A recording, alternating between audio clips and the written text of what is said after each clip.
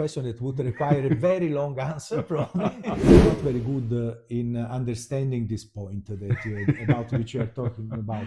Yeah. So I do something in the middle. Students are becoming scientists, but they are not yet. So that means they are starting to do some in plant biology, other will be in zoology, then other in physiology, in microbiology, virology, and so on. I just want to relate this information to the community and the people who may not understand the scientific language, as you just said it. So as part of it, can you, in a layman's language, in a layman's understanding, can you explain to us the work you are doing and how it affects society and why society should pay attention to what you're doing? Okay, and I will start with an example because I work in reality on several fields. Also because I'm the head of a relatively large group of researching.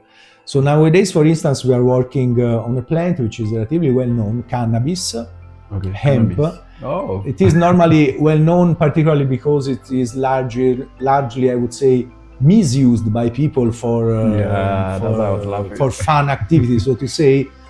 And in reality, it is a very important plant because cannabis is a medicinal plant. It can be used for several activities, for instance, as a painkiller. It is able to, this is probably the most important use of cannabis nowadays. There are also others.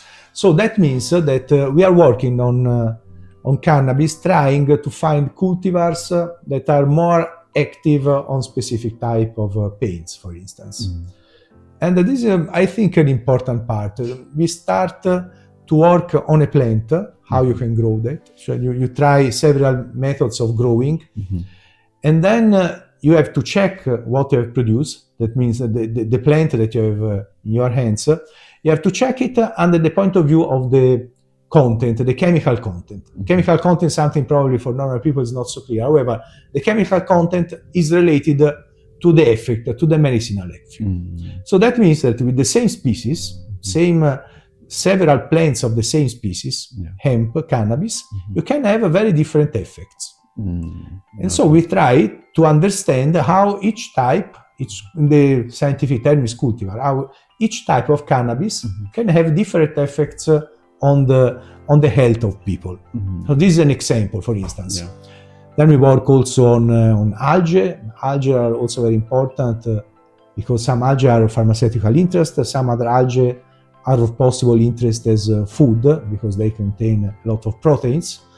And for instance, we start to understand now that by cultivating algae with specific methods, you can obtain a faster growth of algae that can be used later as food. So this is another possible important result that you can obtain with our research activity. Great. With all this said, in which articles can we find most of your publications, especially on the cannabis and what you are doing now? See, scientific literature is very different from normal literature. Normally, if you want to know something about science in general, you have several sources nowadays. The most common source that all people uses normally is internet. You go to internet, Google or other search engine, Yahoo or whatever, and you start with a series of keywords. If you do that, you obtain a lot of internet sites giving you a lot of information, not always at the same time. That means on the same topic you could have answers that could be completely different one from the other. So first point, how can you know which information is correct about what you find on the internet? Scientific literature can be found too on the internet, but scientific literature is what you find in a group of journals that are normally classified in specific databases.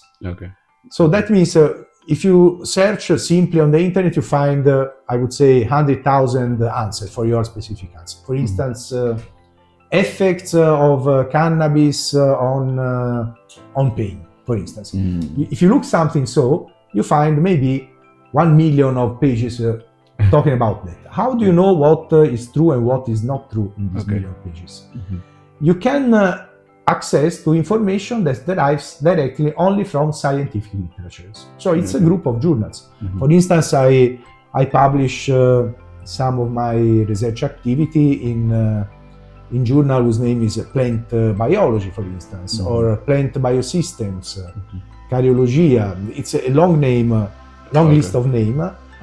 And the database, normally there are 2 or 3 databases that contain most of scientific literature. And normally, if you take your information from scientific literature, you have some probability more that the information you obtain is correct. Why I'm not saying that it's correct, nothing more? Because in reality, scientific literature is based on a very simple principle that when you write something, a scientific article exactly, in which you say, this plant has these characteristics and it has these activities, these effects and so on, your scientific article will be read by 2 of your colleagues.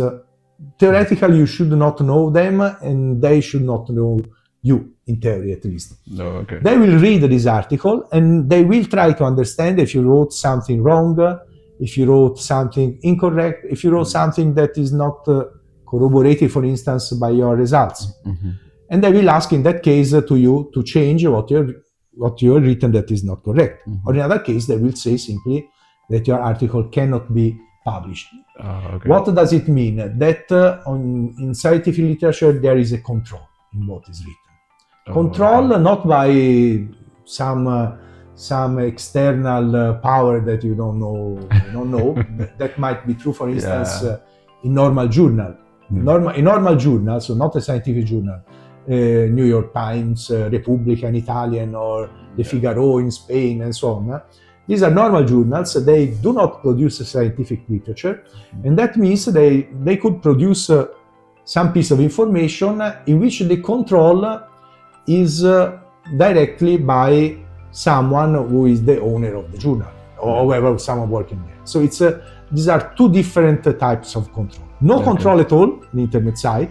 Maybe I have an internet site where I write something about butterflies, which is not my field. I write whatever I want on butterflies, almost maybe mistakes and stupid things. Then scientific literature, in which what I write, I know that has been controlled by other colleagues of mine. That will check if I'm writing something incorrect.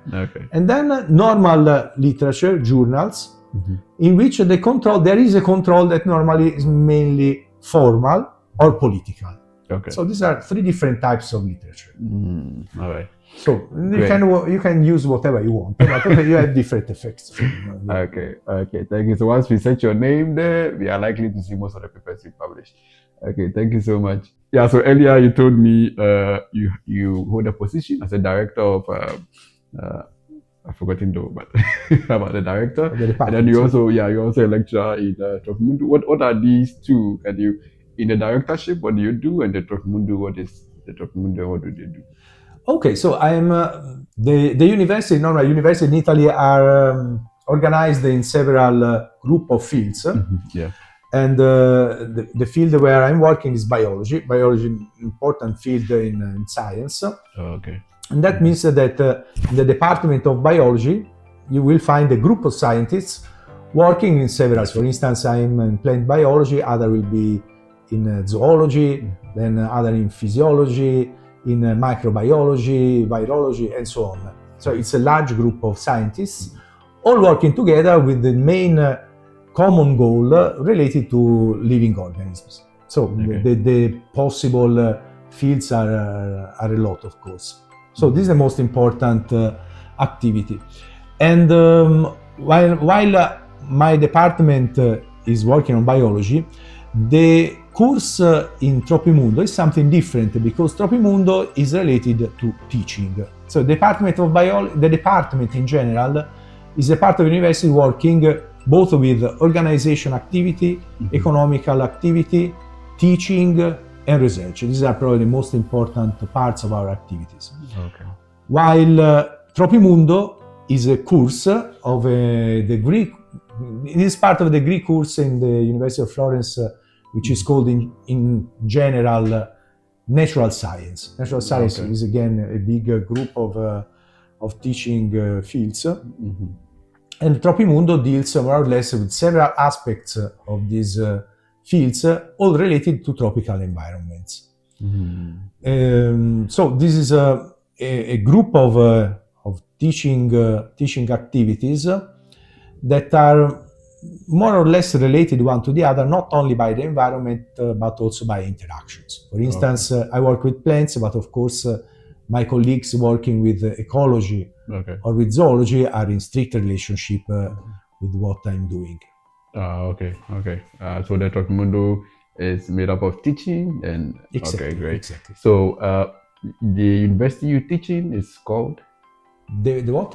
where you teach now. The name of the university Is Advances in Tropical Botany is the name of the course, and it means that it explains the novelties about the most important families of plants. So this is all right. the most important topic. So the faculty is under the university, and I mean the name of the university you work in. The name of the university is University of Florence. Okay. So is it open to international students? Like, does it open the door to international students if they want to apply? What do they do to the university? Not Tropimundo, but to the university. Okay. So, now, in reality, we are very happy for international students in Florence.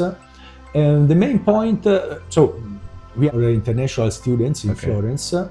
And the main point, so we are completely open.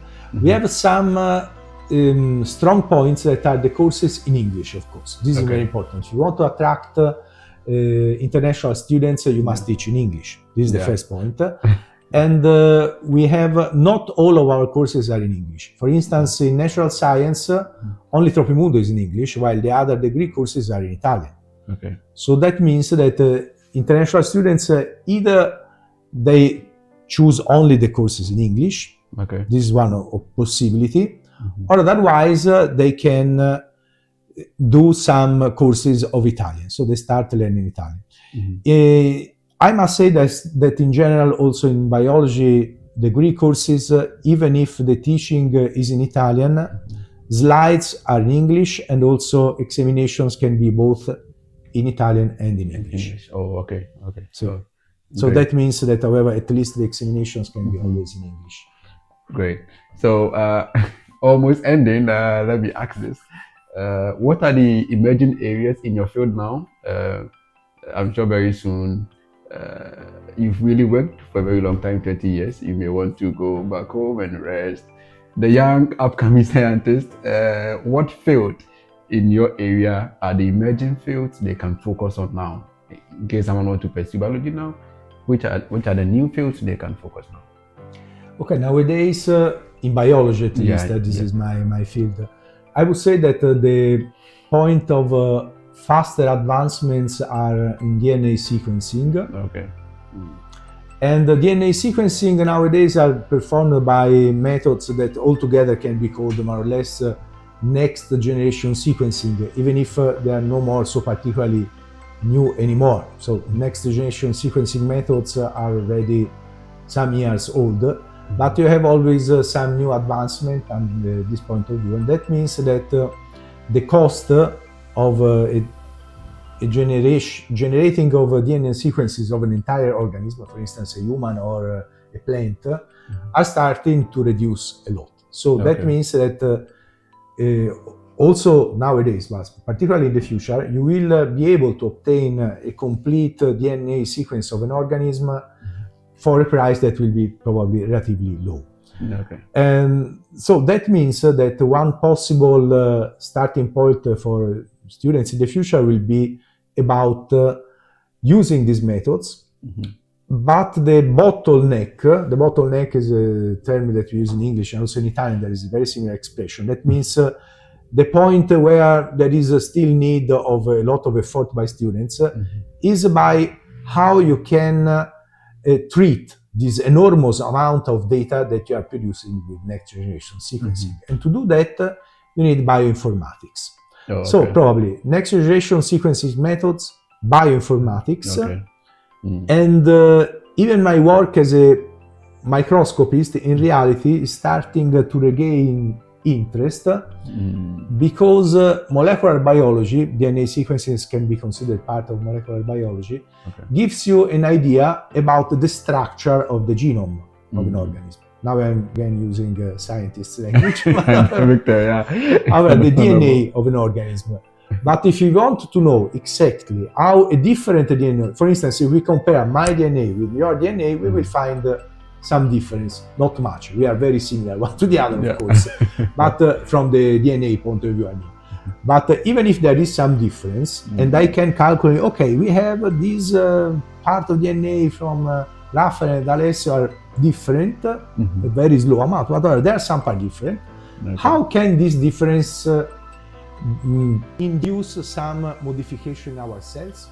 For knowing that, you need, however, microscopy. So that means that microscopy will regain importance in the next years. And as a matter of fact, there are already a lot of laboratories looking for people working in microscopy, particularly in electron microscopy, because electron microscopy needs some specific knowledge that needs years for developing. So you need at least one year to being able for preparation of samples for electron microscopy, and they are very much required. So I think I give you some possible ideas. We can focus. Yeah, thank you so much for that. And then finally, what would be your advice to the scientific community, your colleagues, students, the people you work with, those who are not scientists, the political arena and all that? What would be your advice to as a scientist? So one of the most important questions is the relationship of science with the world situation. So science, money. What do I mean with that? That always more currently scientific activity is funded more or less in relationship to the money that it will produce. That means with the technological advances that it will produce. And this is a necessary path probably, but it has also disadvantages and its risks, because that means that ground scientists working on activities that are not directly related to an immediate technological advancement might have difficulties in finding funding. So what I'm suggesting is exactly to provide funding not only for technology but also for ground science. And I think it's an important question that is already on the table of many politicians. But as you can imagine, when in the society economical problems are starting to gain always more importance, it is very common that common people who pay taxes, taxpayers that want to know what it is done with their money, they start to ask, what are you doing with your money? Why are you studying that? Why don't you study something that will improve my life tomorrow? So this is a very important thing, to make understand people that also something that maybe cannot change your life tomorrow, it might change your life of your son or your sons or your daughters. So I think it's an important point. All right, so I've taken much of your time, almost 30 minutes now, and I'm very, very grateful for availing yourself, for your adding your voice to the world of science and your advice to upcoming scientists. We are very, very grateful. I hope in the coming future I'll be able to encounter you again and I can interact with you as I've done today. Well, thank you very much. As I told you before, your questions also give me the opportunities to think about your question. It's important. It's also for me. No, all right, thank you. Ok, grazie. Grazie a tu.